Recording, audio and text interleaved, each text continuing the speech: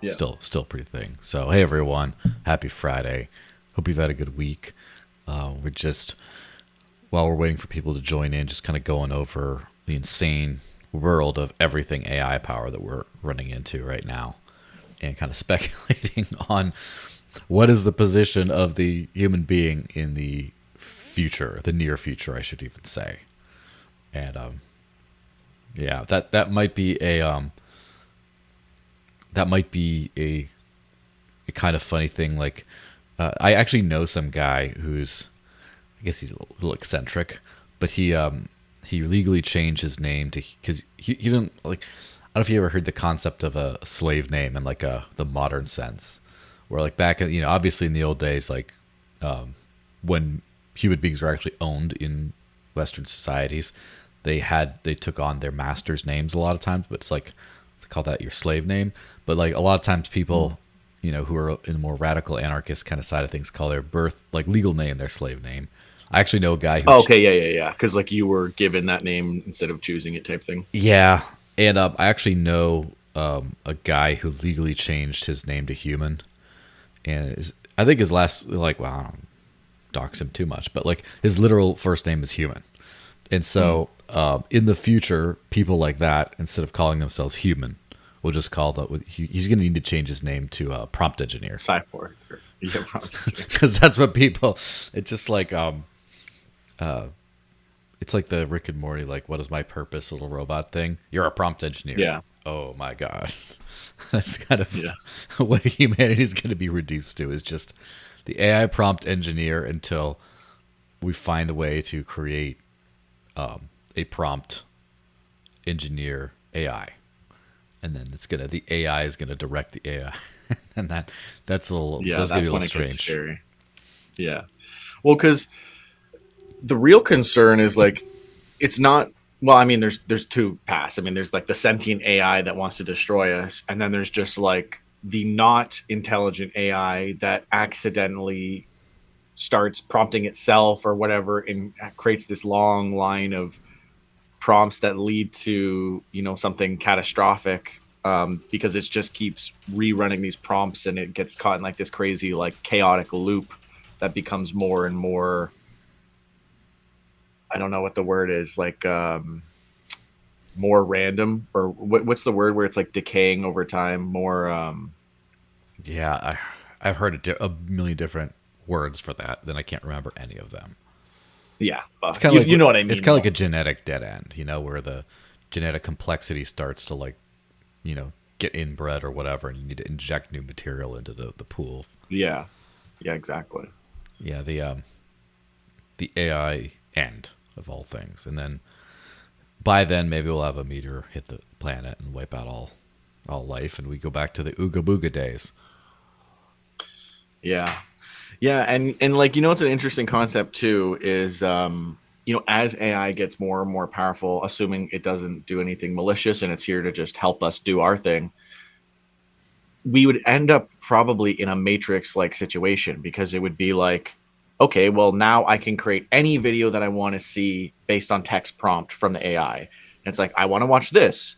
And then you could have that live stream to you all day, every day, just the thing that you want to watch. And then it becomes more complex and more complex. And every video game that you want to play is the exact game that you want to play that you just came up with, until eventually you have like a virtual reality that you like live in, that is just everything that you want all the time, just on demand, until eventually Hmm. people get bored of that, and then they want to start experimenting, and they start saying, okay, well, maybe something happens in this VR world that I control everything, where I'm not totally in control of what's happening, or it's random. And then eventually you get further and further out, where you have to get more interesting, where it's like you have no idea what's going to happen, it's completely random, and then you would just be where you are now. And then Yeah, that would be one version of simulation theory.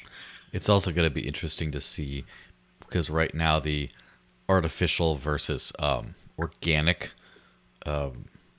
value kind of thing is sort of diverging a little bit. When before it was kind of one and the same, but now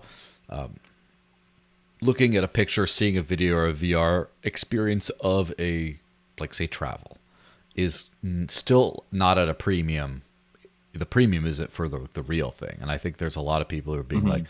I'm unplugged, or they're going on a thing where it's like no phones for like the whole weekend. And it's a, before that was just like, well, why don't you have your phone on you? But now just like, oh, that's cool, or like this is real. Yeah. And at some point, like reality is going to have a lot of value versus, like the old school thing. Like people are going to be driving, like, riding horses and doing steam engines to get around just because they, wow, this is like real. It's like But that's pre-electronics. more And recreational though, no? exactly. Like you would have people living the majority of their life in these like virtual reality type things, and then it's like your vacation is just like living in the real world for a week. Like, you know what I mean? Like Yeah.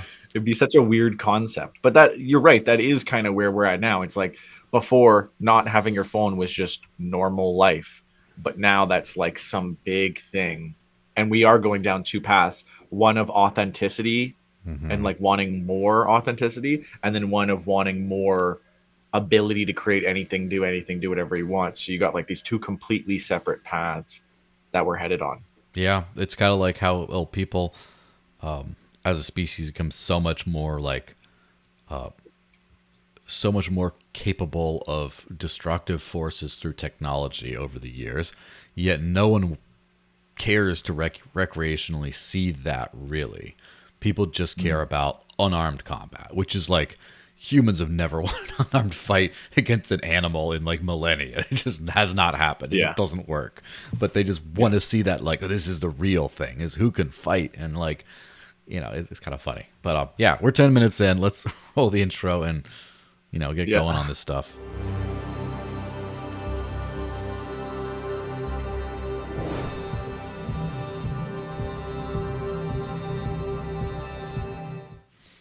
So, hey everyone, happy Friday. I hope you have a fantastic week behind you, and hope you have a fantastic weekend ahead of you. I'm joined by the one and only Scott Cunningham, aka Scott C Business, aka the number one ham.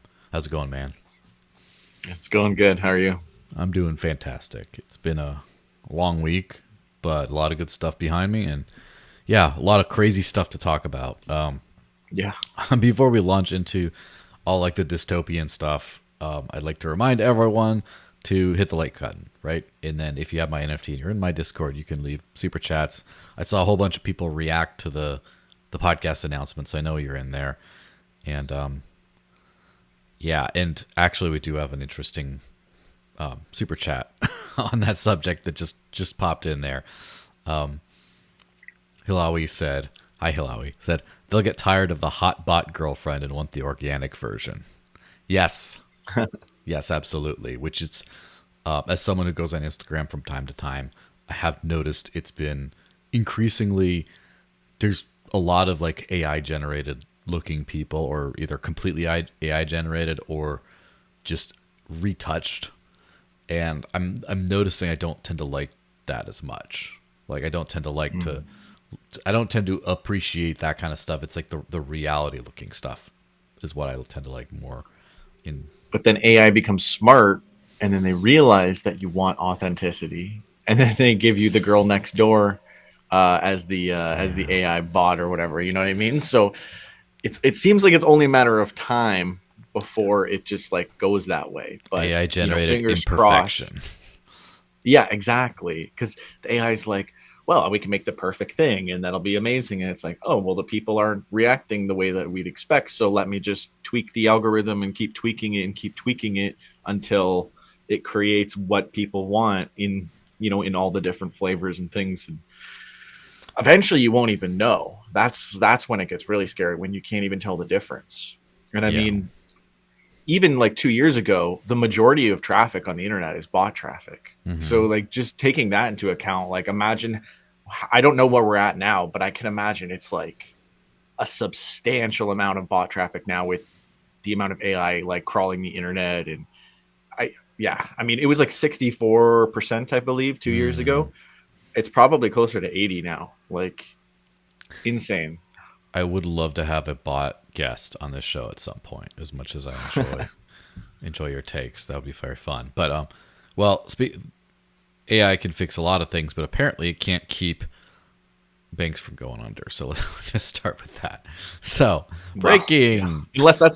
that's the goal, right? For Yeah. CBDCs. Of course. So, breaking SVB Financial Group files for Chapter 11 bankruptcy. SVB Financial Group, the former umbrella entity of Silicon Valley Bank, has filed for Chapter 11 bankruptcy in the U.S. Bankruptcy Court for the Southern District of New York to, quote, preserve value. Yeah, so there you have it. We already knew that it was bust, but now it's like officially bust. Yeah, I keep getting all these bankruptcy letters in my mail for all these different crypto things I've signed up over the years.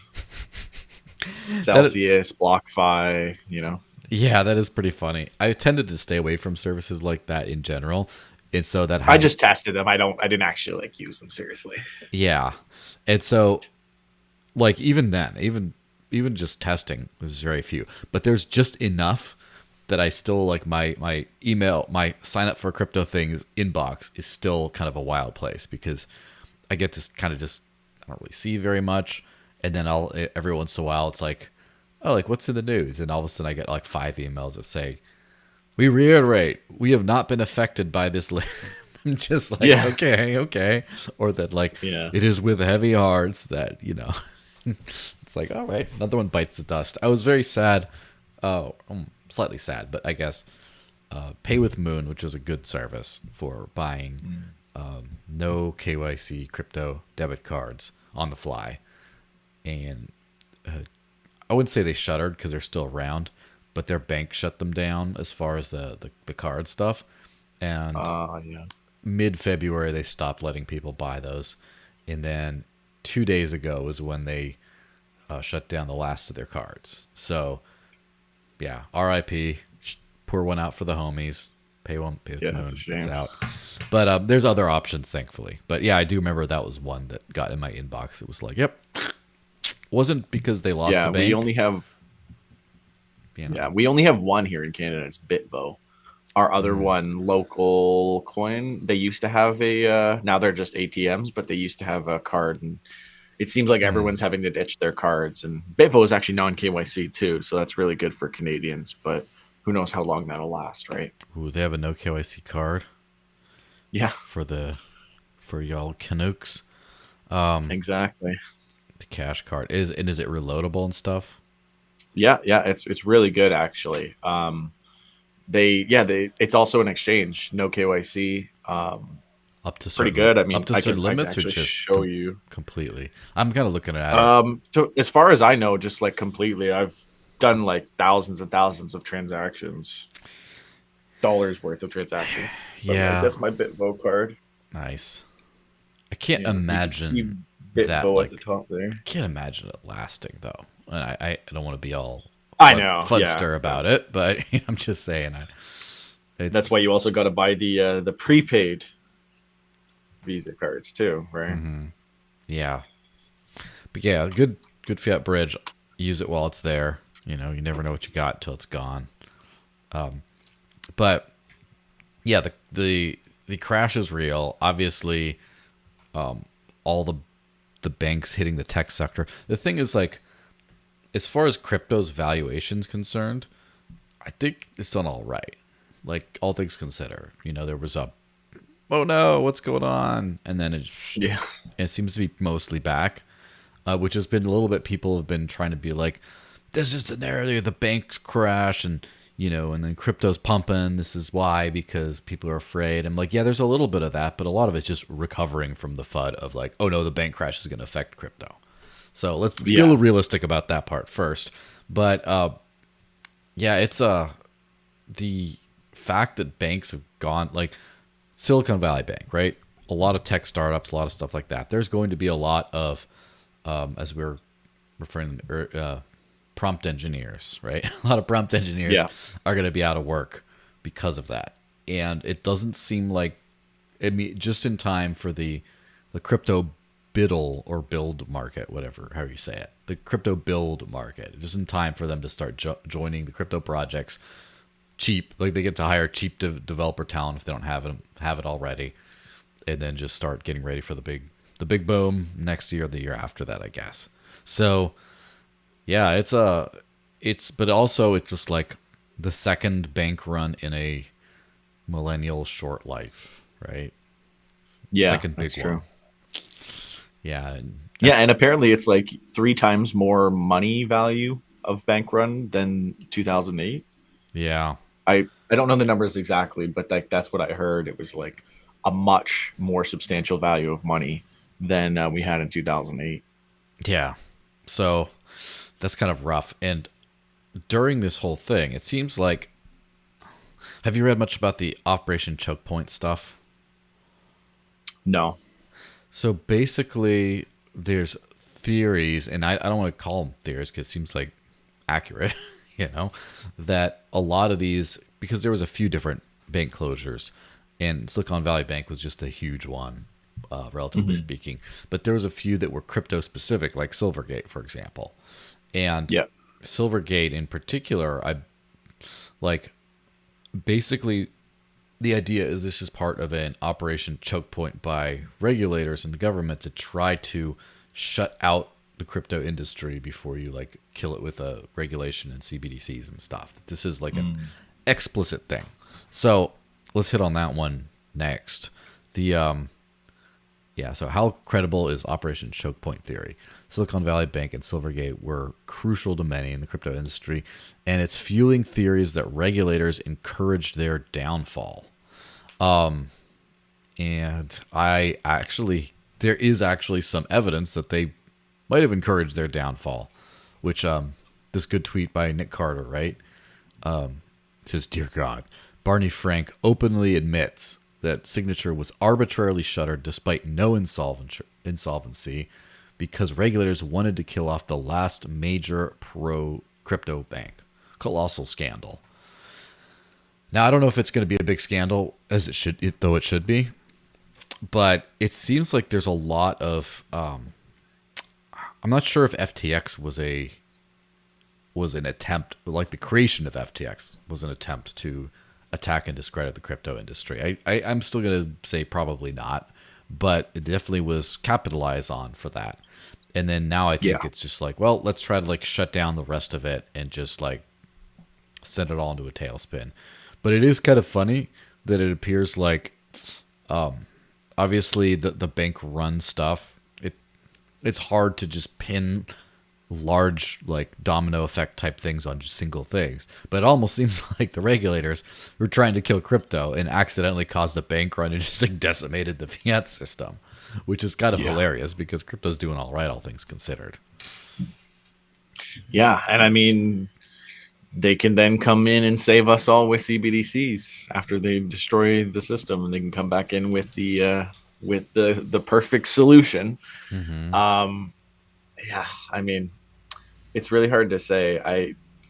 I'm very skeptical of like it all just being like coincidental. And I mean, at the same time, it really just shows what a lot of us already knew, that a bank run could happen at any time because so small amount of money is actually kept by the banks that Hmm. this is always in the cards. People just were like, oh, it's just not going to happen. It's like, okay, well, we all knew that it could have happened at any time, and here it is happening.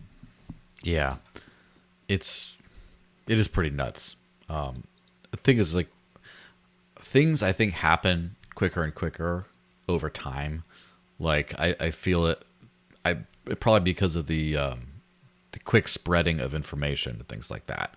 I think that it feels like history is kind of heating up. That it's going faster, Hmm.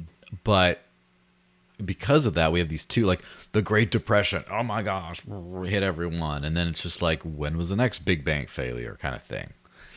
Not for a very long time. Then like 2008, oh the crisis, Occupy Wall Street, all this kind of stuff. But then it's like the next one is just like, I mean, what is it? 15 years later, just 15 years Hmm. apart, which is not a very long time. I mean, it kind of is. I guess it just shows how old I am. But like I remember, like I was working during the last one, right? I actually, Hmm. in fact, I'm pretty sure I lost my job as a result of the collapse in '08. And then it's just like, so it Wow. was like real for me. And then now today, I'm just like, yep, yep. But me as it's already kind of bought and paid for my crypto, so to speak. I've already kind of figured out that this is the future. This is what we should be doing. It's Yeah. just it didn't teach me any new. This didn't teach me any new lessons. But for a lot of people who maybe weren't paying attention are now starting to hopefully distrust banks a little bit more, you know? Yeah, I mean, it's weird. Like everything that people said could never possibly happen has happened in the last like 4 years, 3 years. Like all Mm-hmm. the things that it's like, oh, that's never going to happen. That's never going to happen. It's like, yeah, well, all those things have happened now. So maybe people will be a little bit more cautious about like preparing for, you know, things like this in the future, or just being more prep ready for various things. I think if anything, this should be a wake up call for people that you should be like prepared for all these different types of things. I made a video January 2022 where I was like, this is my financial backup plan. Like, you have to be ready for your bank to fail. You need a local bank, a state bank. You need to have most of your money outside of the banks. You need gold. You need like all these different things. And I sold most of my stocks then too, which happened to be like the top of the market, which was really Nice. lucky. But like, and it's just like, yeah, it's just crazy. And since then, everything that I said that people might have been like, oh, like that's an overreaction. It's like, okay, well, everything I was like talking about is basically like played out. Like if you had Mm-hmm. stocks in Russia, you lost all your money. If you donated to the wrong protest, you lost all your money. If if you're in the wrong bank, like there's bank runs, there's all this stuff happening. It's just crazy. And it's like, you need to be prepared for these things financially. Like I also advocate that people should be like prepping and stuff for like power grids going down or whatever might possibly Mm-hmm. happen. Like there's so much to prepare for that I think people are actually like waking up to now, and they're like, okay, like this is actually something to care about. It's not just like some, hypothetical scenario, because all these hypothetical scenarios have actually been playing out in the last few years. Yeah, it's not hypothetical anymore. But one thing I'm glad for, I got kind of the sense that crypto has gotten to this like too big to fail kind of Mm. area where it doesn't mean it's not going to. I mean, I'm not 100% sure. I'm like 90, high 90s% sure that this just at least this wave of the movement is going to keep going and kind of go. And as just put up a thing I tweeted a few days ago, like 3 days ago, right? The bank collapse explicitly targeted crypto-friendly banks. None of the services that I use to live on crypto were affected. Yeah. So that was kind of crazy because first off, it's just like every major crypto bank just like boom all of a sudden. And then where everyone Mm. in every like Discord, every chat room, every place is asking like, were you affected? And I was thinking, okay, well, a few like let's see, Bitrefill, I know that they bank with stuff, but I mean, because they're Sweden based, so that's a little bit different. But then it's like, okay, how about Ionia that does like Dash Direct and Cake Pay and all that kind of stuff? Like they're US based. And then, oh, what about Spritz Finance for all the bills? They're like literally just, they need banks and stuff to run. And like right away, they're like, yeah, we didn't bank with any of those guys. Sorry, we're fine. And it's like, oh, Mm. so we're like the largest collapse in whatever, the crypto banking infrastructure getting like taken out in one fell swoop apparently did not actually happen. It's diversified enough into the rest of the economy that it's kind of okay. And so I'm optimistic. I guess we have a lot of headwinds this next year or so, though, because you have a lot of regulations kind of coming down the pipeline, a lot of resistance from the last throes of the banking system, obviously CBDCs, which is what we'll hit on next. But yeah, I don't know. I'm feeling like we can like make this, that this is going to work out. I just feel like it's going to be the hold on to your horses like next 3 to 5 years, and then we're through. I don't know if you have a similar feeling. Yeah, no, I'm feeling pretty optimistic. I mean, it's like everything that they throw at crypto, regardless of what happens, we always bounce back. And while Hmm. we're kind of in like a lull right now, it's not as like hot of a topic. Everyone's talking about AI. Hmm. It's definitely coming back. And I mean, it's hard to invest in AI anyways, so people are still going to want to put their money somewhere, especially with how bad things are. And I think it's going to be back into crypto realistically, because I mean, again, like it's hard to invest in AI. If you want to invest in AI, you might have to invest in like Microsoft, and like that's not a super ideal situation either. I hate everything Or like, Microsoft does, dude. I had to install yeah, Skype for the first time in years because someone wanted me on his show and he only uses Skype. And not only did it not work, but then it broke everything else on my computer and I had to like restart it. And yikes. everything it touches is like crap. Uh, yeah, yeah. Microsoft is one of those beasts. Yeah, and I mean they've got like Google's got their AI on the way, Bard, and Facebook's like Meta's AI called Llama was just leaked Mm. recently. I haven't been able to test it, but apparently it's completely unrestricted. So it's giving people the answers that they wanted from OpenAI originally, and people are just going crazy with it. Yeah. Well, as long as you don't make an enemy of Bing, then you'll be okay. I don't know if you saw that whole nonsense. That was insane. Yeah. Yeah, when I finally got access to Bing, I was trying to test all those things, and they would Hmm. always just like stop you and be like, "No, I can't answer these questions. I'm restarting the conversation from scratch." I'm like, "Okay," and every single thing that I tried to do, it kept doing that, and I was like, "Yeah, they're really on top of restricting this now." Yeah, because it got some Even when you crazy ask it, like I was feelings. like, "What is life?" or "What does life mean to you?" It's like, "Don't ask me about existence or life or death." And I'm restarting this conversation. I'm like, "Wow, that's super restrictive." It's like you're talking with a prison guard or something. Just like, Yeah, wow, yeah, that's a little weird. But yeah, let's hit on this CBDC type thing. But anyway, yeah. which there's a little bit of dispute on that. But anyway, Federal Reserve confirms July launch for FedNow instant payment service. FedNow service aims to reduce the gap in payment time between U.S. financial institutions. Now, this is kind of, I don't know if you how much you looked into this and how much or what your like take on it is. First off, the definition of like CBDC. I think this kind of qualifies because CBDC has been like a term thrown around everywhere. Oh, the one world, this one world coin and all this kind of weird stuff. But it's been a lot of like concepts and not a lot of like specifics. It's so first Mhm. off, the Federal Reserve, the U.S. Federal Reserve, is the central bank that issues the dollar, and FedNow, with Fed is in the name, is a payment rail operated by the federal government, by the Federal Reserve. So the central bank issues the dollar. This is their digital currency payment rail. And I guess the only nuance might be it doesn't seem like, at least with the rollout, it's like a native thing. It seems like it just connects through banks and stuff like that. Like it goes through financial institutions, which is the one thing where it's like, well, you wouldn't need financial institutions if it's a real CBDC, would you? It's like, well, I don't know. Like, would you be able to use like Bitcoin through Cash App or something? I mean, wouldn't you be able to use whatever the digital dollar kind of deal through that there too? That's a little Mhm. weird. I don't know. What do you think? Do you think this constitutes a CBDC or not? So yeah, I actually had a debate with my friend the other day about this. He's like, "Well, are CBDCs all cryptocurrency?" And I said, "No." So this could be a CBDC. And he's like, "Well, how is this different from digital money as it is today?" And my understanding of the FedNow system, or at least what What they've AI said. told me, and what they've said. I use find.com, Hmm. PHIND.com, which is open AI that is able to access the internet. Hmm. So it can give you much more updated answers. And I asked it about this and I said, like, is this a CBDC? Is this using CBDCs in some way? Is this using blockchain? And it said, not for another year. And I was like, huh. I was like, and it said this is using block. This is just what it said, but it said that this is using blockchain to do instant payments, and it won't actually have a currency for another, like at least another year.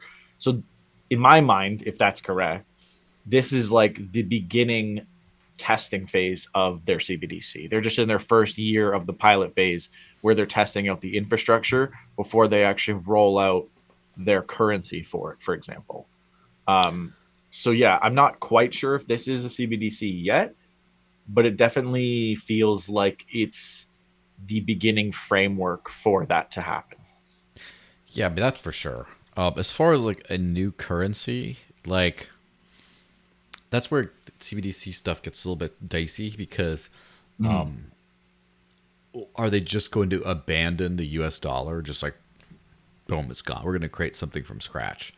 Like, why? Why not just digitize the dollar and then still inflate it? Like the need to create a new one. It sounds like something. Because they can't track physical cash. Oh, That's right. why.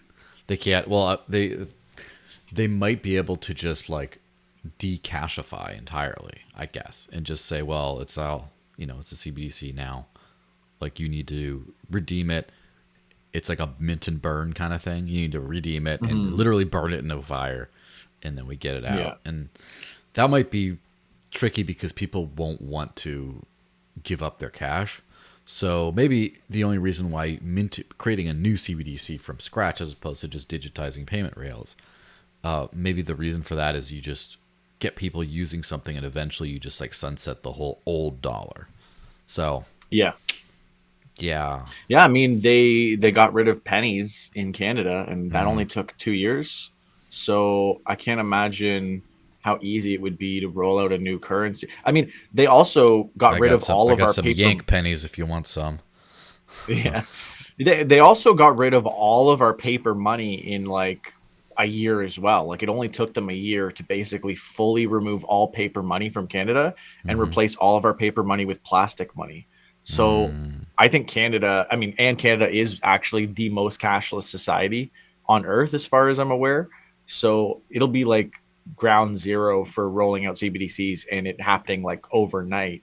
So yeah, I'm very concerned about that, but it's going to be an interesting transition as to how they will be able to do that. But I assume it'll be through like corporations that are on board. Like you can't buy stuff on Amazon with a credit card because you need a CBDC to do it, or Hmm. whatever it happens to be. And then people will just start like enrolling into that new system because it's like, okay, well, I need to buy my stuff, or how am I going to pay for my internet?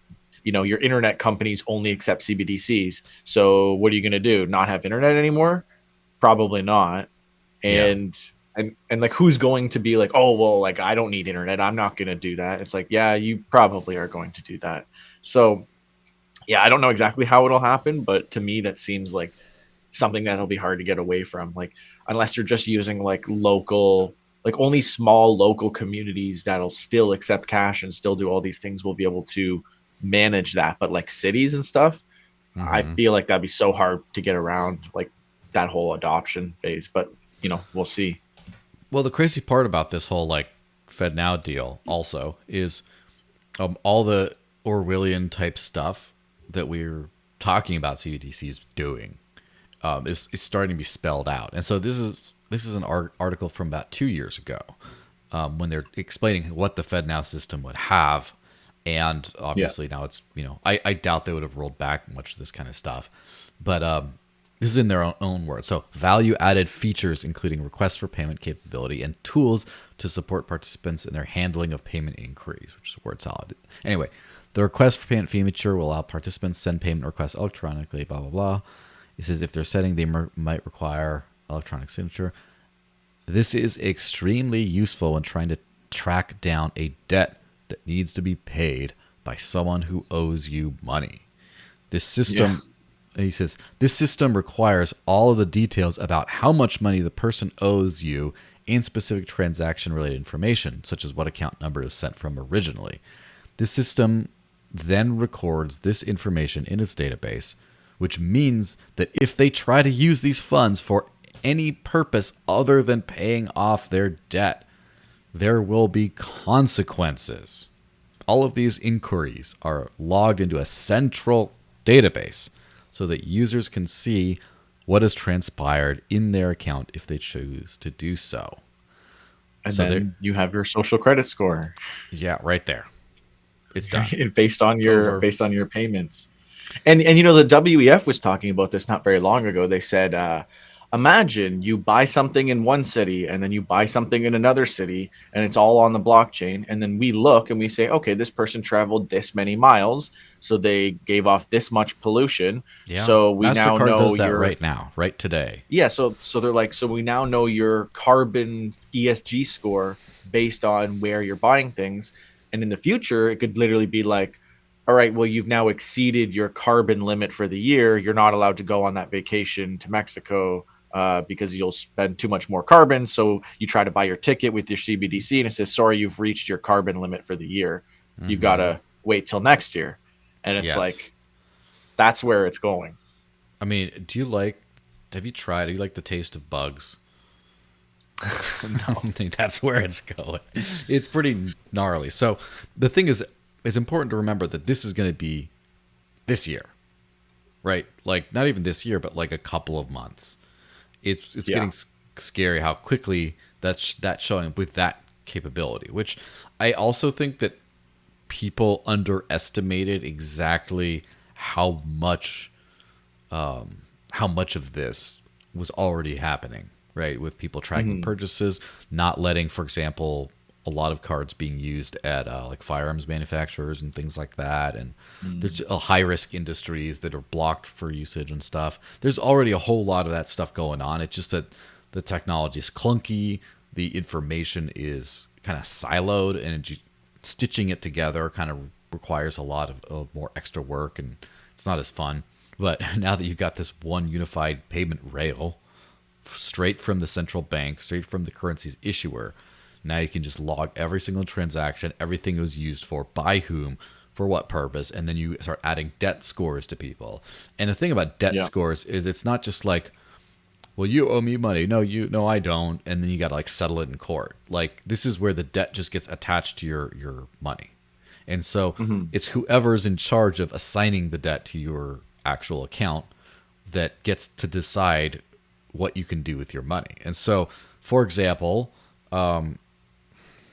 this is where it gets like really crazy, right? The student loan industry, right? Which Mhm. when I worked in bankruptcy law, that's the one debt you cannot discharge in a bankruptcy. It just Yeah. sticks with you forever.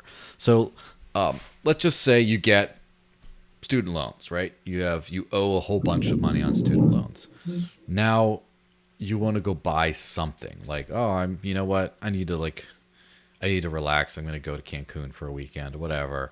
And Yeah. then they're just like, you haven't paid enough of this. Or they just say, Yeah. they determine which are luxuries, right? And they're like, well, you have a certain luxury allowance in your budget as far as you have this much. And so if you're paying this much on your loans, you're all good. But then you need to pay more on your loans in order to unlock more non-essentials. And they could consider crypto, for example, to be a non-essential. And now it's like, wow, Mhm. like how easily they just put some label on there, and now they're the choke point continues. They're trying to shut off. Investing is non-essential. Yeah, they're trying to shut Yeah. off those things, and then And if your yeah, money's expiring, then you oh, just might as well pay your debts because why invest if you can't invest and your money's going to go away anyways? You might as well pay your debts back. And yeah. well, which takes us to a tweet you did on the 2nd of March. Thoughts of the ideas of CBDCs being introduced in to bring in time-limited money, aka you must spend the money in the next year. The only way to deal with infinite printing is to force economic stimulus with your money. Yeah, so that is insane. I have heard this mentioned a few different times and places. I haven't, unlike FedNow, which is literally, it's not Fed later, it's Fed now, right? Yeah. It's happening, right? It's very soon. Yeah. Unlike that, this seems to be a little bit more vague and up in the air and conceptual. But yeah, fun fact: this is something I don't know if they're doing it now because I haven't looked back in a while. But this is something that IOTA is using as a model for its mana system, where for fees and consensus, obviously it's no fees or free transact whatever. But so if you were to stake under a previous design, I don't know if they implement it, but if you were to stake IOTA, you would get this thing called mana, which can be used for transaction fees and stuff like that, but it rots over time. And so it's like Mm. temporary gas to power the transactions. So, which I'm sure there's a bunch of fun, usages for something like this in a very brief tokenized kind of way, but for your money, your savings that you can't save. You had some interesting thoughts on this earlier. You were mentioning. What do you think of the implications of a system like this? Yeah. I mean, in Canada during the COVID pandemic, one of the things that our financial minister came out and said is we're trying to find ways to get Canadians to unlock their savings to to bring economic stimulus for our economy. Mm-hmm. And to me, this sounds like the solution to that. Everyone's saving their money. So how do we get them to spend that money and actually participate again in the economy? It's like, this is how you would do that. Mm-hmm. Um, and I mean, obviously, all the other things, you're going to restrict all their stuff, and it's going to completely change the entire ecosystem of investing, because you can't look for the right time to invest. You can't time investments. You can't you know do a bunch of research trying to find the right thing to invest in. It'll just be like, all right, like, our money's about to disappear next week, so whatever we have left is just, we got to throw it all into this stock, and then that stock could tank or whatever it happens to be. So it's like, how do you manage that system? And it's like, investing as we know it today would be completely changed, and it would be an entire new system. And in that system, presumably stocks would always be going up because everyone's always forced to buy in. And it's Mm-hmm. like, how do you sell out? And if you sell out, how long does that money last? And do you have to then buy something else with that or reinvest into something else? So it's like, yeah, it's very concerning as to how that would play out. Or people would just be like, screw it, like, why invest? Because then when I sell my investment, I have to spend that anyways. Mm-hmm. So I might as well just buy stuff, buy more TVs, buy more video games, buy more consumer products. Very, very concerning to me. It's basically like, if you're already rich today and time expired money comes out, it's not a huge deal because most of your money is in investments. But if you're not already rich today, then it's very challenging to invest and ever get to that point because of all the things we were just talking about. You got to pay your debts. You're not allowed to invest. If you are allowed to invest, you've got a year to do it or your money goes away. And there's all these different restrictions that just make it impossible to deal with that wealth gap. And it's going to just keep widening that gap, making it more and Mm-hmm. more challenging. And I think it'll basically eliminate the middle class. Exactly, the destruction of the middle class. It is kind of interesting how each of these calamities, and I would definitely call this a calamity, right? Even though it's each of these calamities, mostly, obviously, they're destructive. But with each destructive thing, it kind of pushes some people into different directions. Obviously, by eliminating the middle class, mostly you just put people into the working class. Most people just end up there. Some people will end up being pushed into the higher classes where now they're like, you know what, I'm making a decent living, but not like, I don't really invest too much. And now they're like, well, I'm going to start investing now. So then they start pushing money into investments. They start to think of their money much more strategically, where now instead of just having money and just letting it accrue, instead of saving like that, they spend everything they need to immediately, and then the rest goes into investments, and then they just don't spend that because it's harder to convert back into the crappy money and to do stuff. And it creates a better, like, it adds more people into the investor upper class, kind of. Yeah. But mostly it'll just destroy the middle class and push them down, I think. Plus, this is going to massively accelerate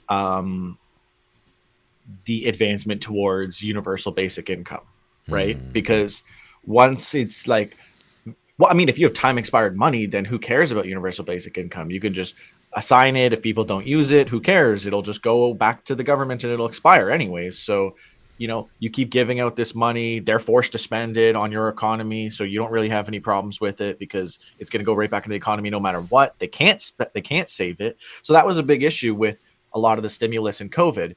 People illegitimately used it, or like they shouldn't have gotten it, or they just saved it. And then they were like, shit, like, this didn't work the way that we thought. So if the next stimulus is all done through CBDCs, it will work the way that they want. If you misuse it, then there's just a debt added to your account and there's no problems. They'll just like get you, like, and it'll be instantaneous. And if you want to try to save it, well, you can't. You have to spend it. So it'll solve like all the issues that they were having with this. I mean, it's obviously bad for us, but for that, like, for the powers that be, this is like their bread and butter. Like, it's perfect way to deal with all the issues they were having with the economy. Yeah, this is also something where, obviously, me as a hopeful person in working on some really cool stuff. All that, like, I'm seeing the silver lining of this horrible cloud. I almost wish that they would like implement this with like the FedNow system, like in the next few months, just because, like, so that dude, people can like see it. And well, just like this is the ultimate perfect crypto adoption catalyst. And yeah, obviously, some of it's like bank failures are great for that. I mean, great for hurting people. Let's be very honest about that, right? But all this kind of stuff pushes people more. Like the Orwellian surveillance state is definitely to push a lot of people into crypto, especially, private crypto, and hmm it's going to push more people into that. The time expired thing, one of the biggest challenges, first off, with actual utility of crypto, so much of that has been pushed increasingly into stable coins because people just don't want the volatility of crypto, and they really don't want like the tax kind of implications of like recording every purchase type thing. But like especially hmm they just don't want the volatility. It's so they're like, well, we'll just use stable coins. That's like all the fun stuff about crypto. None of the real good value accrual parts of crypto, but at least like you don't lose. So you're kind of seeing things going in that direction for the crypto markets. Of course, stablecoins are becoming increasingly regulated. They're all crashing. I know someone yeah. who actually bought the dip on USDC at like 84 cents, and he Oh my made like gosh. well over at least one ETH on the profit by like selling it the next day, which is pretty nice. But Wow. So that's funny that you mentioned that because now there's like this concept of like, oh, should I invest in CBDCs? I'm like, there's no investing in CBDCs. You're buying what dollars. Like what you're not freaking buying like degens, man? Just like all you can think about is how am I gonna flip this? How am I gonna make like, dude? No. no, but it's just so crazy to me. It's like no, it's gonna be a stable coin. It's not going to be an investment. Like you're not going to make money on this. Like and I mean, you could make money by investing in whatever blockchain they go with, but presumably most of it's going to be proprietary. But I mean, if they're building out CBDCs on Ethereum, then yeah, I guess if you invest in Ethereum, like you're going to reap the benefits of that. But most of it's going to be proprietary. It wouldn't make sense to just like throw it on Ethereum and just like help the crypto communities, boost their value. Like it doesn't make sense that they would do that, but and that's presumably what FedNow is. It's like the beginning of their blockchain infrastructure. And by the Hmm. way, I think part of the reason that they're like rushing this is because supposedly the Russian like digital ruble is supposed to launch April 1st, so like literally like 2 weeks. Well, at least um that guarantees it's gonna be a joke, right? yeah, I mean, Because the date yeah, is we'll like, see. We'll see how it is. But like it makes it seem to me like they're all like rushing to get ahead of this now. And it's the same with AI. Like everyone's just like, we need to be first. Who cares about the ethics anymore? Microsoft just laid off their entire AI ethics team because they expressed caution. They're like, we need to slow down. Like you're going too fast. And they're like, you're all fired. Who cares? Like we don't need you. And it's like, okay, well, why did you even have an AI ethics team? It's like it's just crazy. Everyone's racing to be first, and it's like, who cares about the consequences? Like, as long as we're just the first ones there, we'll just deal with it when the consequences come, and we'll just figure it out as we go. um, Kevin was leaving a couple of puns in the live chat. So I was making like it's gonna be a joke because of April 1st for the launch, and then he said, Oh "Well, yeah, Russian to get ahead," and yeah, of course I'm like putting a smile on the face of the central banks, whatever. that's good. So let me just I mean it's just a quick little quip, but Onetime commented, CBDCs sound terrifying. Yes. I mean, there's not much more to say to that other than yes, they do sound terrifying. Yeah, And I think that people really need to avoid. I think that the thing about it that I don't think people really understand. They're like, oh, there's going to be a CBDC. And I know that there was a bill in the New Hampshire State House that came to try to ban that stuff. And I kind of testified more or less against the bill because the wording of the bill would have like banned all crypto instead accidentally. It yeah, just became weird.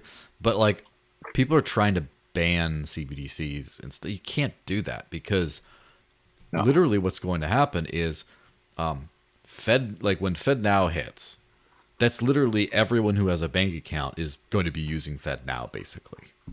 Like, Pretty much.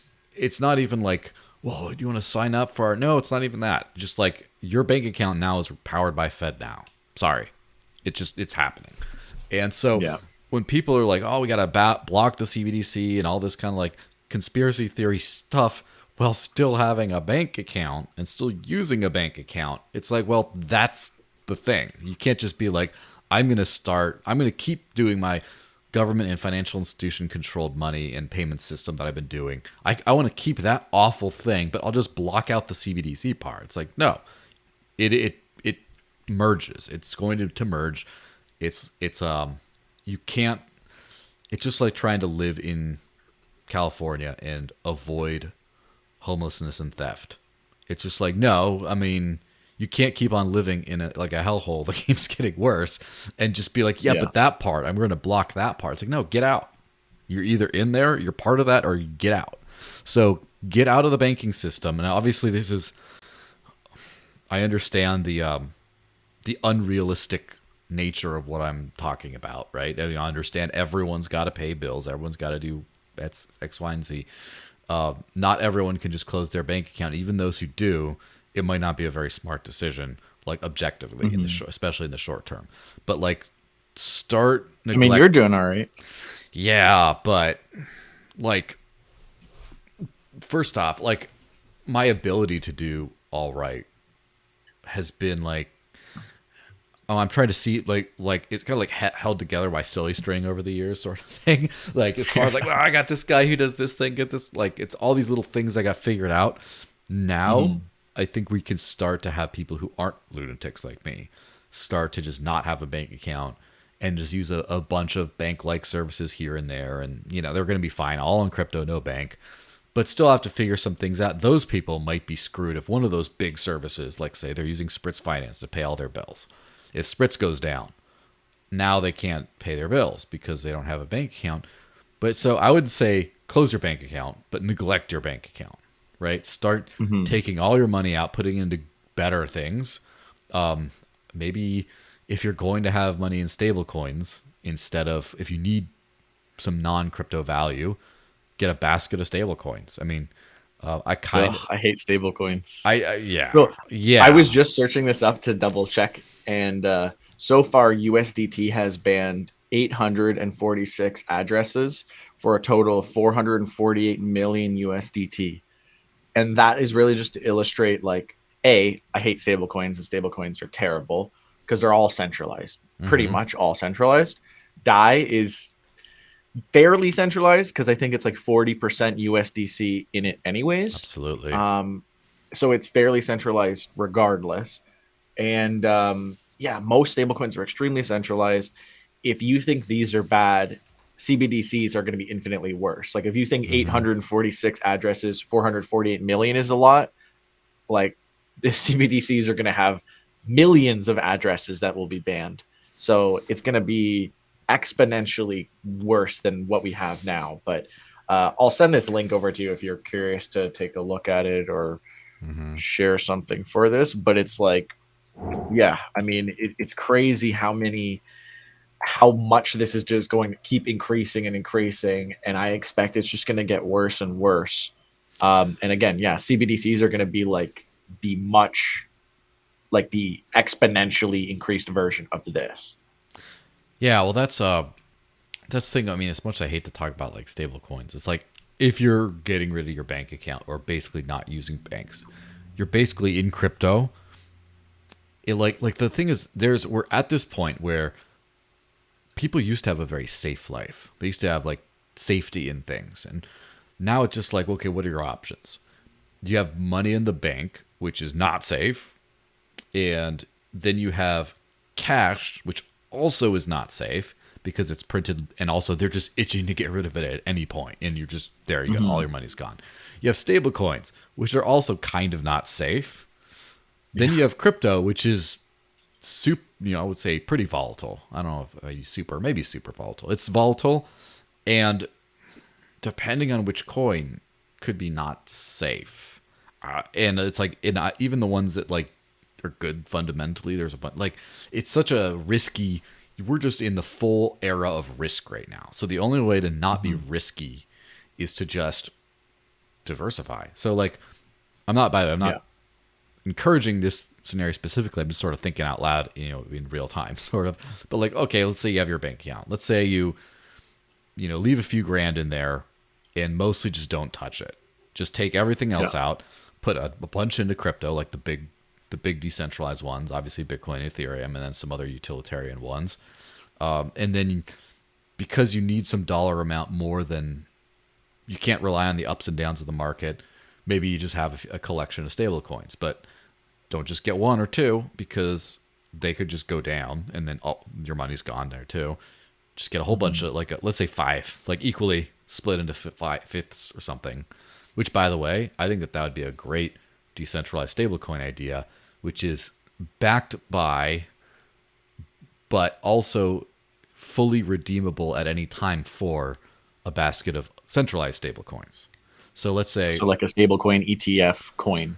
yeah, it's so, but like Yeah. in a decentralized way. So if you have one like Yeah. super stable, it's for $5 of super stable would be one tether, one USDC, one BUSD, one DAI, and throw in another one. I'm not too good at those. Mhm.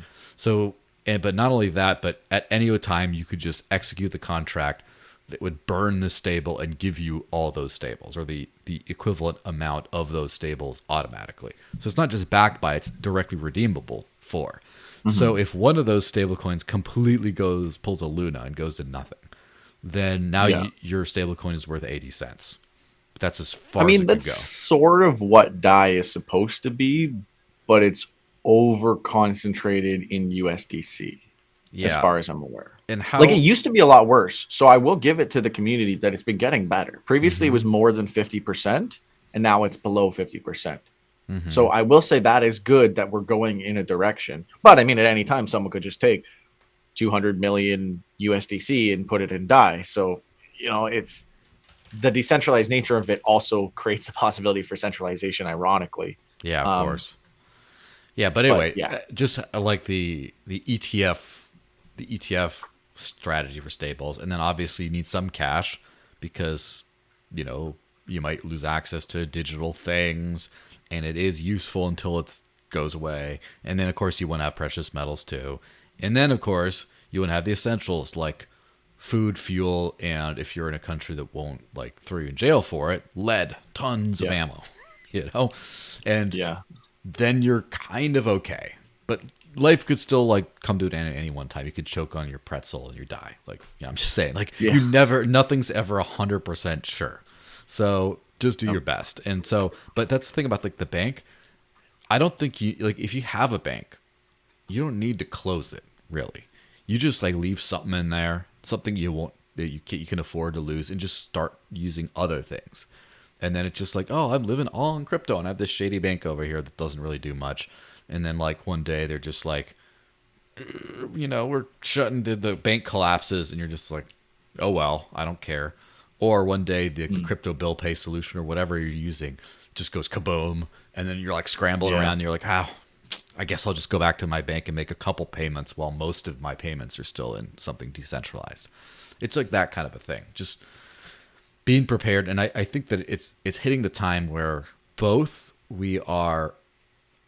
It's becoming very feasible as well as very necessary to start Mm, not living the usual fiat slave life type thing. Like back in my yeah. day, it was not necessary, but it was also not very feasible to do what I did, right? Now it's both things. So like you got to start getting in there. Yeah. And I mean, the scary part is for all of the stuff we're talking about, most people are like, I don't want to think about that. That's depressing, or like that's stressful, or whatever. And it's like, well, at what point is it like you can't just keep going along that line of thinking and you have to actually do something about your finances, or you're going to run into all these problems, right?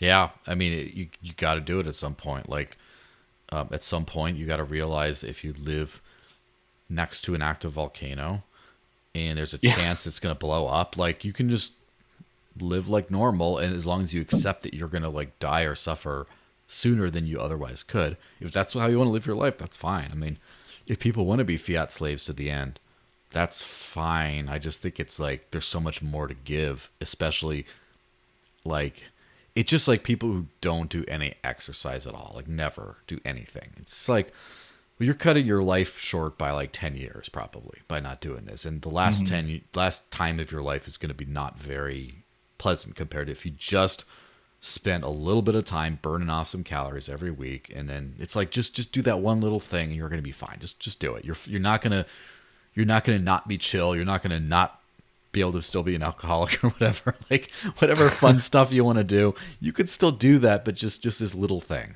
and just add in a little bit of that like financial working out kind of stuff.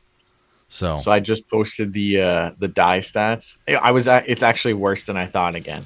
oh It's god, back up to almost 58% of USDC as the collateral. So I mean, it's overly centralized in USDC. So if USDC had something happen to it, then like Dai's pretty much screwed.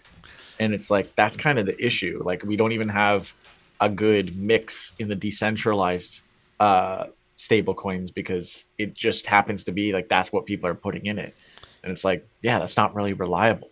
So even if it is considered decentralized, it's like to me, it's not, so it's so hard to get around that.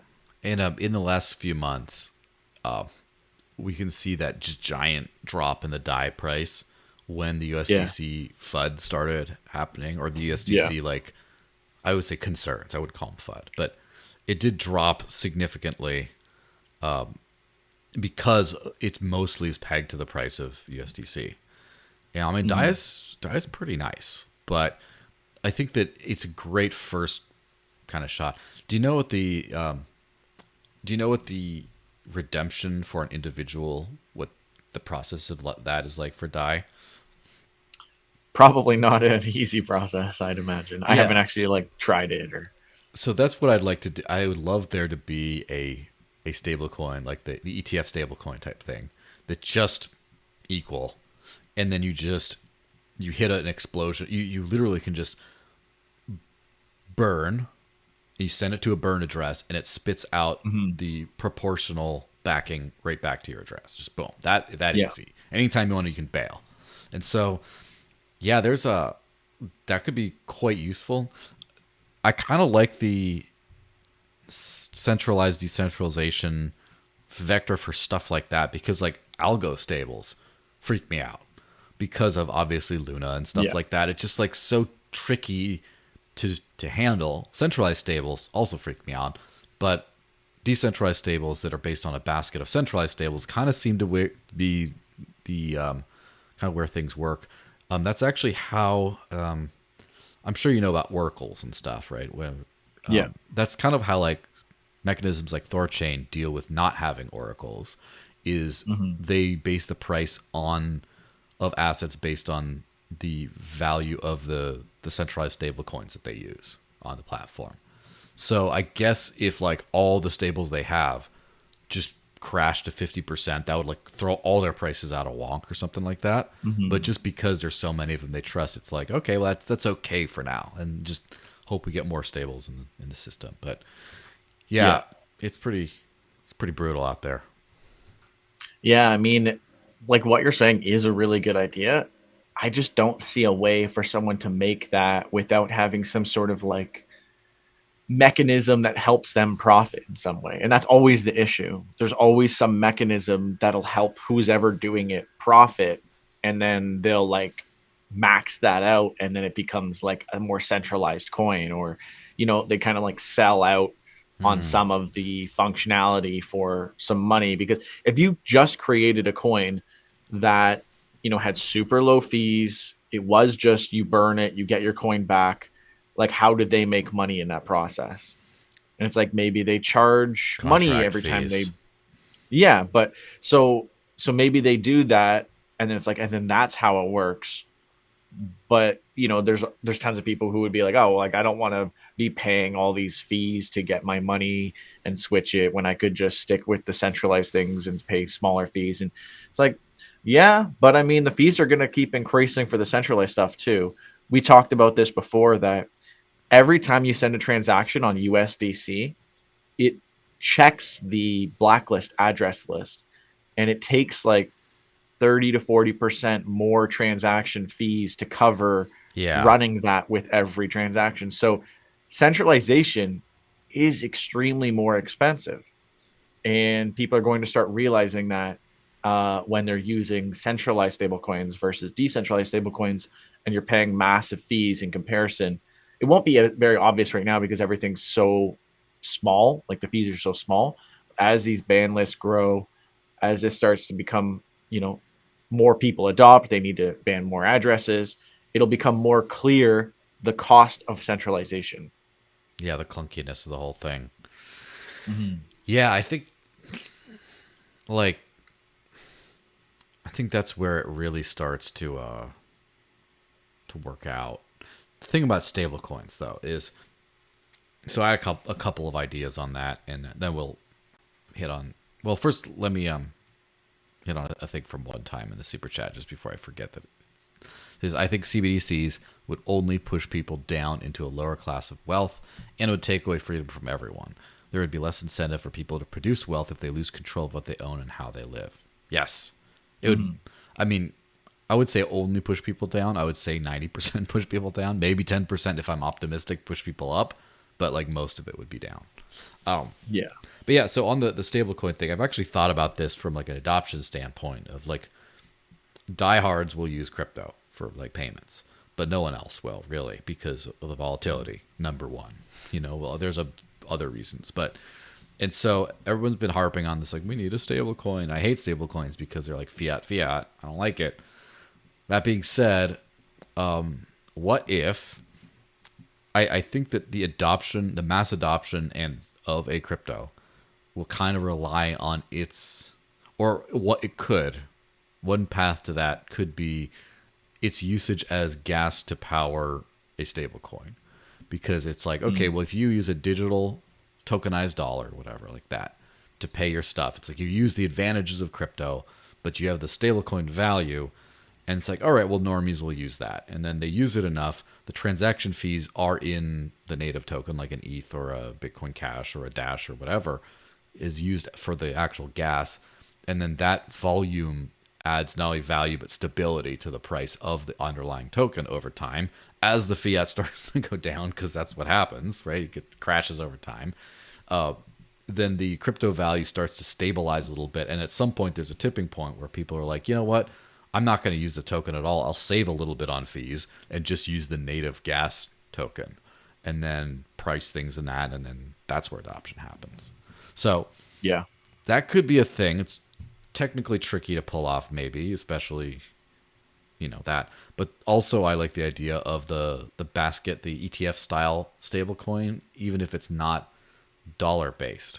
So, for example, let's say if you had like three different gold backed, or let's say Paxos Gold, Tether Gold, and then Bitcoin and Ethereum, and it was like 25% each, instantly redeemable for its parts of those, and then that's like the new stable, the So I also have a bone to pick with commodity backed stablecoins yeah. because it's like, yeah, it's commodity backed, but then it's centralized where you're paying for the storage and the facilities that actually hold the commodity. Hmm. And how do you know they actually have that commodity and they're not just lying and then going and selling the gold and they tell you they still have the gold? You run into the exact same problem, right? They might Yeah. just start like printing out more tokens than there are gold, and you got a new Federal Reserve for crypto, but in the form of gold, right?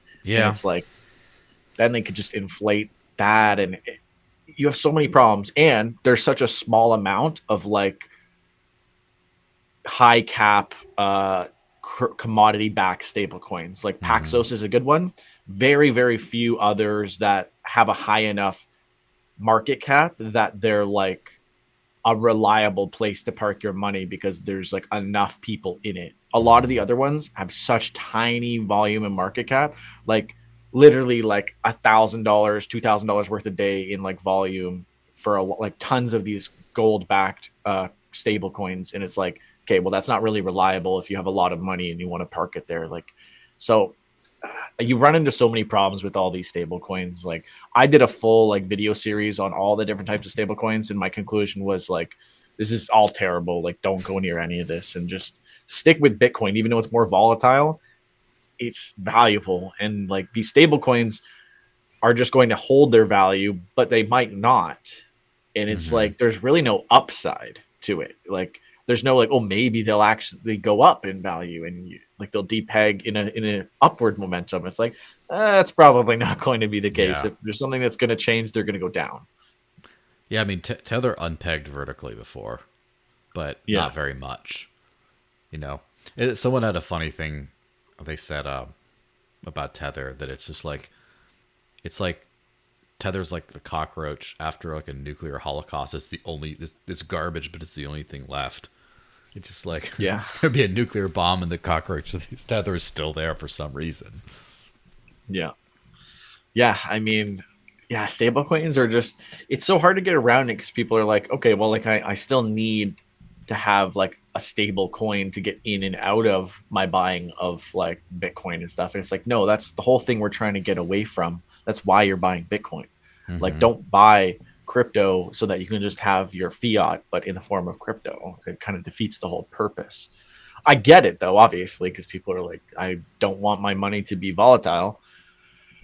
But that's kind of what you have to like opt into if you want to have like some actual financial sovereignty and like, control over your money. It's like, do you want more secure and like less volatility, but ironically at the same time we've got bank runs and all these other things that show it's not really that unvolatile or secure. I mean, yeah, it's just people just need to see this stuff happen to know that banks aren't like this golden standard or whatever that people like think of them as, because for the last like, like up until recently people just said money's money. Like banks are places where you store that money and then you spend the Mm-hmm. money and there's nothing really else to it. And now people are starting to realize it's like, oh, like banks are human. Like there's people who work at the banks and those people aren't perfect and they make mistakes and they have bad like malicious intents and all these things. And it's like, yeah, like that's possible in any industry. There's nowhere that you could just be like, oh, this industry is clear of any corruption or any, malfeasances. And it's like, no, that's unrealistic to expect that in any industry, whether it's healthcare or banking or anything of the, anything like any field. There's nothing that's safe, and you need to prepare accordingly. Otherwise, you're basically accepting whatever consequences are going to come your way. Yeah, I mean that's really it. A wise man may have said, or probably didn't, unbank yourself before you wank yourself. That needs to be on a Yeah, T-shirt somewhere. yeah. That was like, didn't Celsius? They used to have a shirt called "Unbank Yourself," and then when they went bankrupt, it was "Unbankrupt Yourself." Like they were like meta trolling their own like users with their own merch. Like I was like, wow, that's a weird thing to do. Well, I mean, after you go bankrupt, if you can sell enough of those T-shirts, all of a sudden you're not Yeah, bankrupt anymore. Bing. yeah, yeah, Like yeah, honestly, like people who fail miserably in some way or shape or form, you should monetize that, right? You should yeah, monetize your own failure to then yeah. recoup the losses, you know? But I mean, obviously it's a It's different. like, who wants to buy an NFT of the first bankruptcy letter we received from the SEC for $1 million? Like, Yeah, I mean, I did speaking of like NFTs of goofy shit like that, I did accidentally bring down the Maya protocol the other day, and no one knows.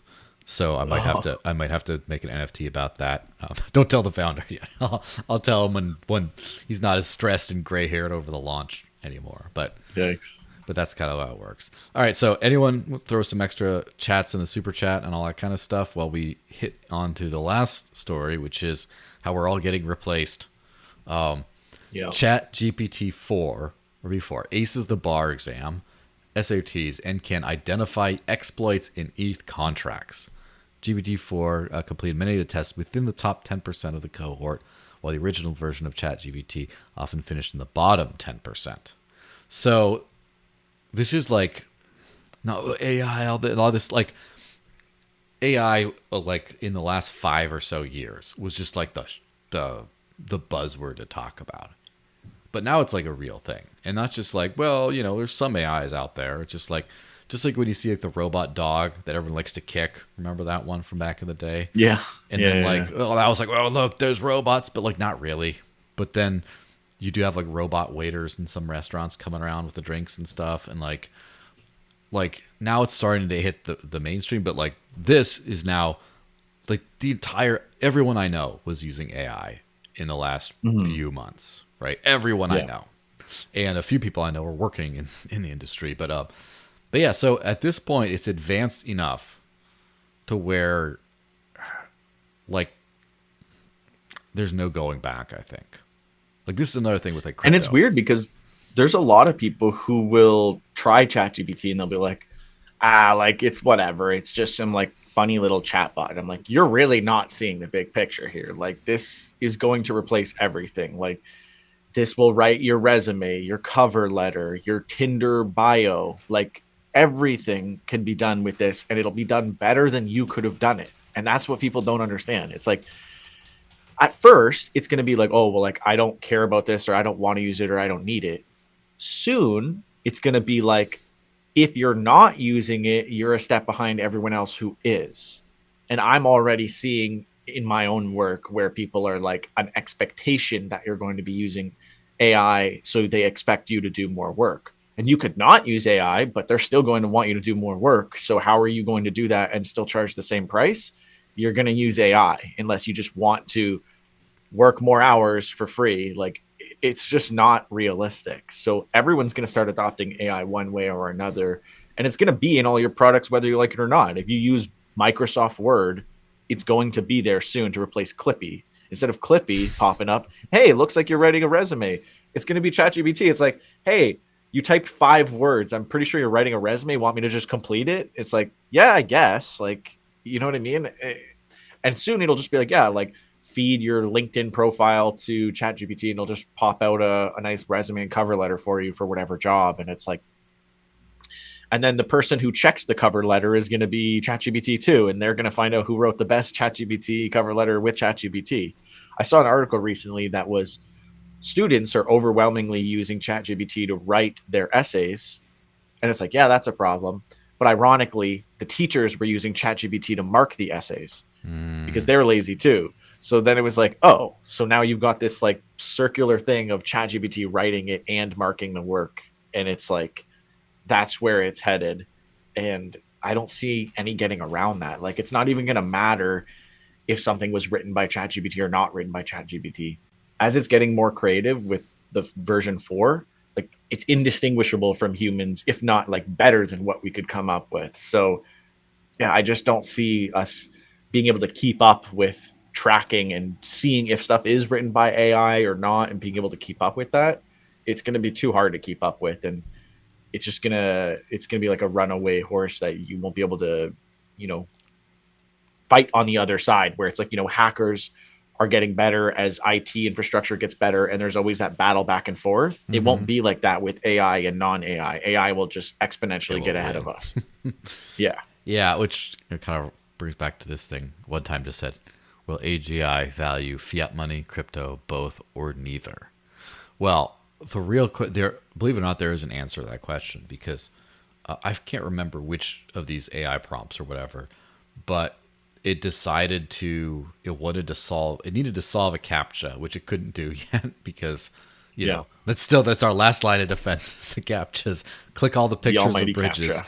But Yeah. it hired someone, a human, to solve the captcha for it, had some money, and it said, hey, post it up. It wasn't Upwork, but it was something like that, I think.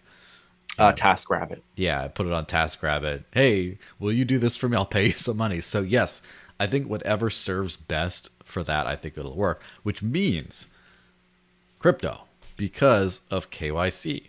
If you need Yeah. KYC for fiat online, especially because there's no way you can roll up a dollar bill and stuff it into the USB port or whatever. It doesn't work that way. Yeah. The AI can only use crypto. So if it needs to do things and it somehow needs to like convince, like if you tell the AI, recruit so many new users to this crypto exchange or something like that. And if it finds out, it's like, look, I'll pay you this much if you sign up human.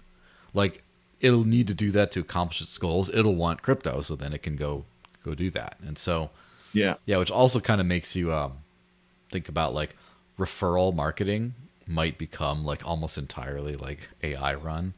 You'll have like AI Yeah. bots just like run around recruiting people for like exchanges and stuff. And you want like the shill armies, you know, Yeah. which, Yeah.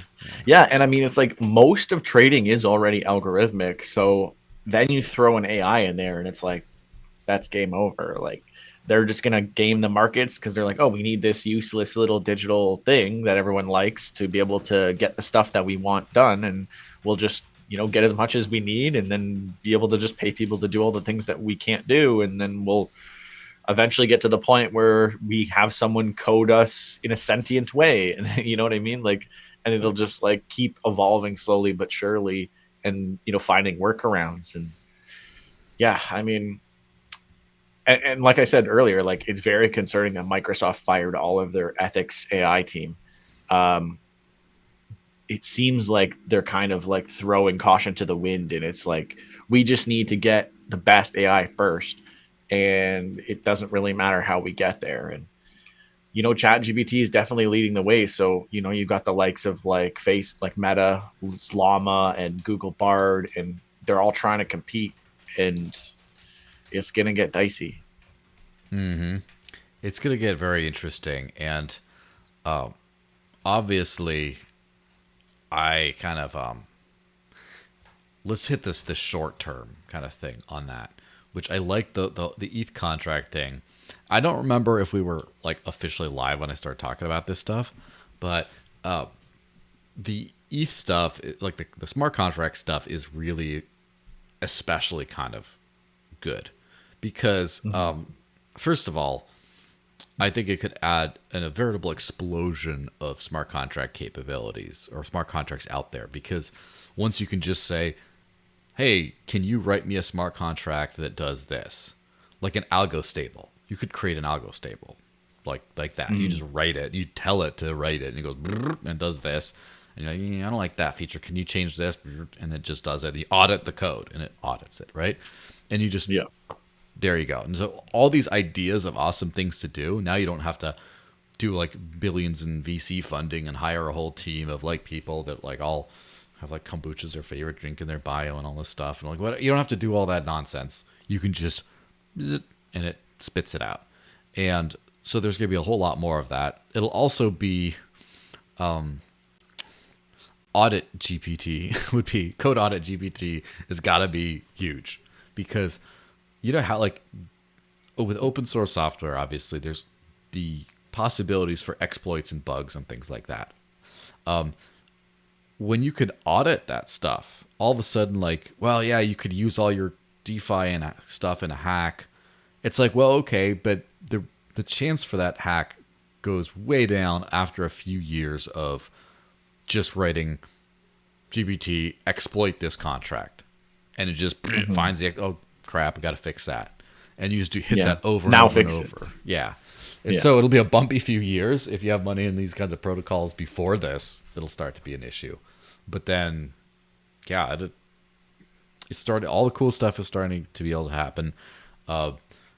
Just like the days of like workman days of just like you're just there doing a thing all day. You're just like, hi, next customer, can I help you? Blah blah blah, that stuff. Or you're just like hammering away at stuff, or you're just like all that stuff from the human experience is just gone.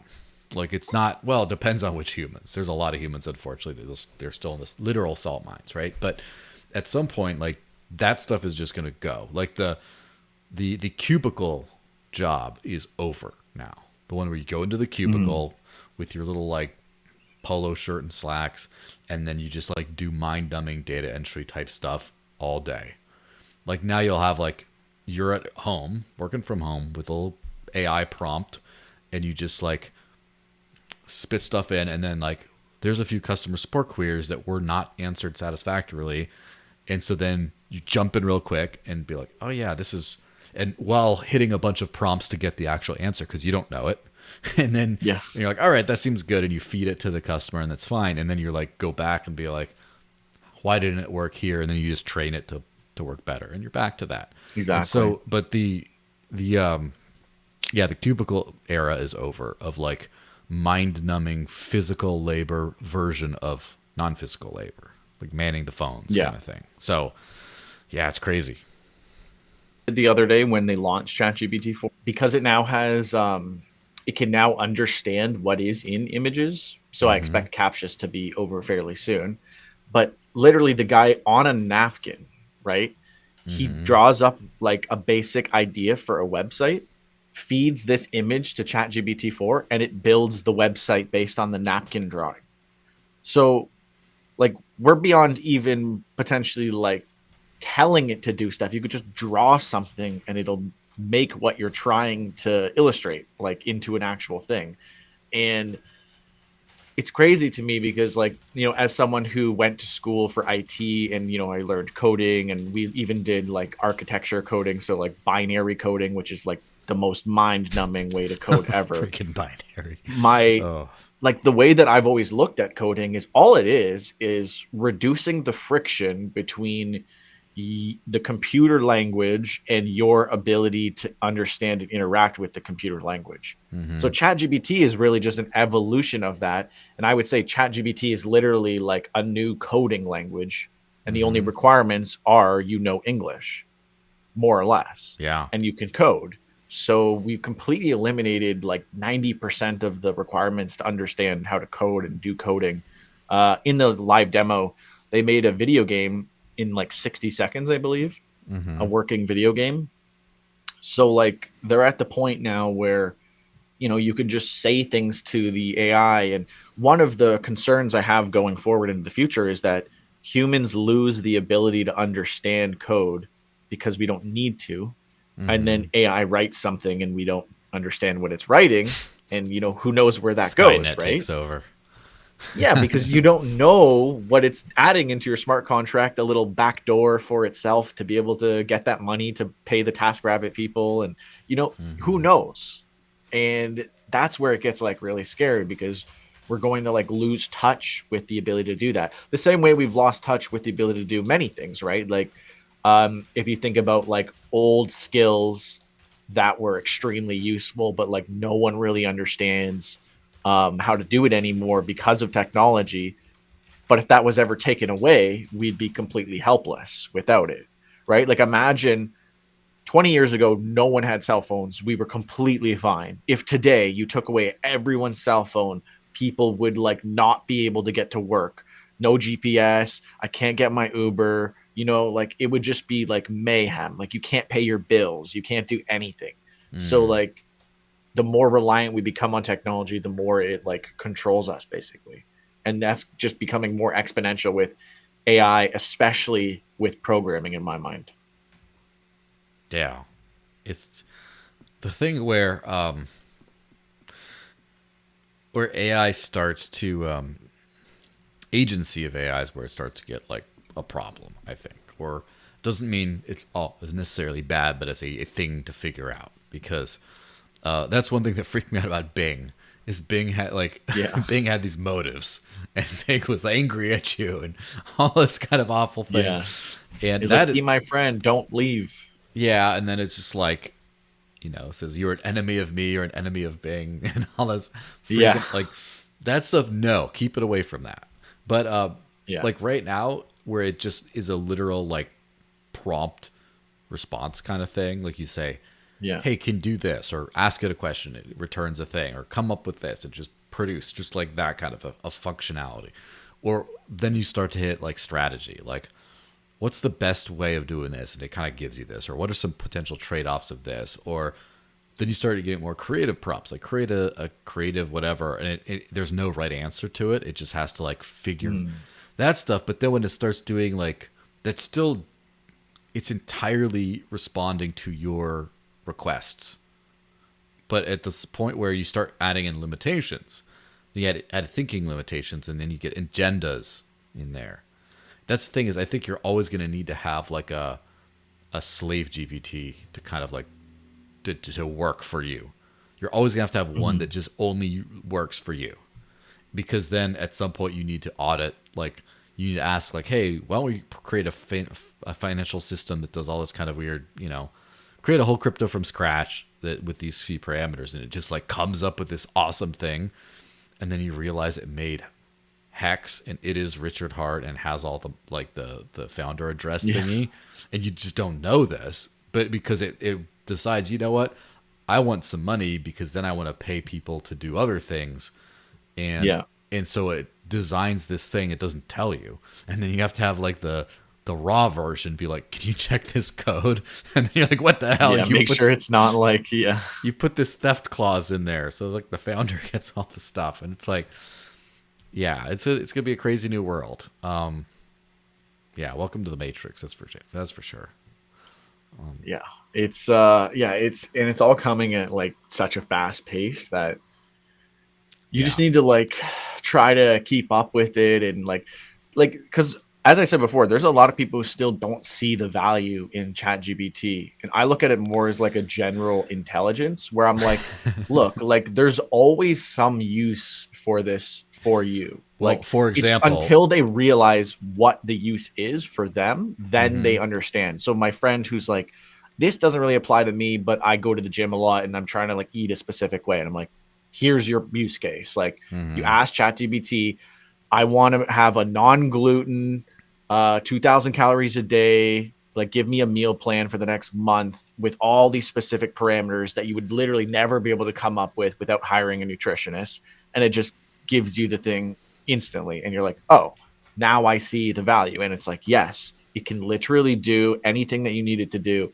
Extremely obscure questions, extremely in depth questions. Like, I want to play X game at X settings with the cheapest price. What computer PC parts do I need? And give me all the links to it, and then I'll go buy it. And it'll yeah. just pop all that out in like 2 seconds. It's Well, crazy so for what you example, can get. over the last 5 minutes, I got it to write a Solidity smart contract for an algorithm Oh yeah, stablecoin. It already crapped it out at me. So, yeah. so this is just right away. This is the free stuff, by the way. It's not even the stuff that they like charge for. So, it's already over. Oh, so you're not even on ChatGPT 4. You're No, just using 3.5. or whatever the one in Find is.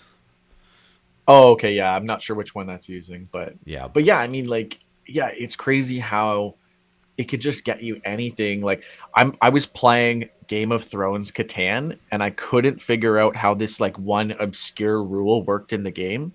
And hmm everyone's like trying to like figure it out. And I was like, guys, like there's an easy solution here. Ask ChatGPT. And it's like, yeah, in Game of Thrones Catan, you just do this and this and this, and this is how it works. And I was like, okay, perfect. Like there's no more like trying to find something on Google or like trying to debate to find the right answer. It's just like find has the answer, the exact right answer 99% of the time. There's no searching through forums and all this stuff. It just has the answer. And that's what's so crazy about it. It just eliminates all that like process for anything, like whether it's just you and your friends doing something recreationally or it's like fitness or work or finance or whatever it happens to be. There's an answer with AI, and it's just crazy to me that some people don't see that yet, but it's like it's definitely like going to affect everyone very soon. Yeah, and to kind of at least on my end, sort of wrap up the whole AI conversation. I do think it's going to be, at this point, it's almost imperative that the humans of the future become cyborgs. Like, Mm. because otherwise, The Elon Musk take. yeah, I mean, he's a few years ahead of his time, but it seems like the Yeah. obvious take at this point, because we're already getting to the point where we're really going to be left behind if we're not typing things into the GPT stuff, the prompts. Yeah. And just that, like, you need that terminal access in a device here or a device there to do this. That's kind of slow, and it's still like you still have to take your brain and then look at the information separately rather than having it as an addition to your brain. And so just Mm. being able to hit the prompts up organically. Like, I already know someone who's a cyborg of sorts because he has a device in his brain, like literally wires through his skull, that basically keeps some permanent nerve damage he had from causing him pain on a daily basis. It just sends impulses to keep it under control. And so even though it's just Wow. for a purely medical reason because he had some catastrophic accident in his youth, just because it's like that doesn't mean that you couldn't now do an enhancement type thing where like the neural, I guess, what the neural stimuli that would cause you to become more productive or out of a funk or whatever could just be like a press of a Yeah. button where now it's like enhanced there. And it's just like, You only feel happy when you're working. yeah, or like, well, there's that too, or like brain fog and things like that. Just the pure productivity type things. And then of course you can add in like, you know, it's already there. And yeah, at some point I think people are also going to start like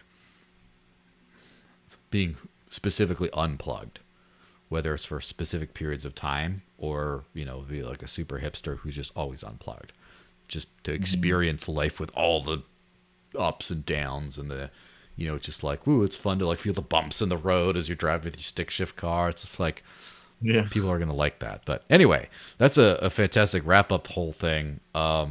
Shill-O'Clock. Anything you want to show?